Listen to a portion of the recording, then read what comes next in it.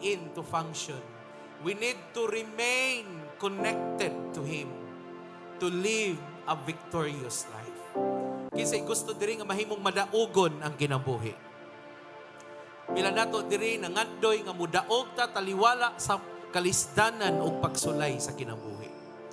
Ang gusto sa Ginoo naka-plug in ta ngadto sa iyang gahom. Dapat connected ta ngadto sa gahom sa Dios. Because our God is the source of power. Amen? Dili ni pinaagi sa atong tawhanon nga paningkamot. Naa man gyud tay mga paningkamot, magkugi man gyud ta.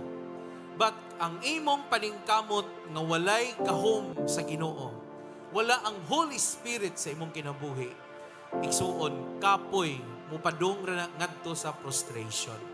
Gusto ni Lord nga kitang tanan mubarog ta nga lig-on ug madaugon pinaagi sa gahom sa Ginoo. Amen.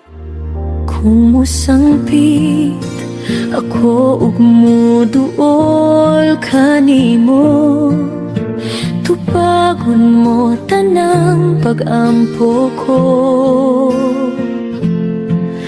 og dinhas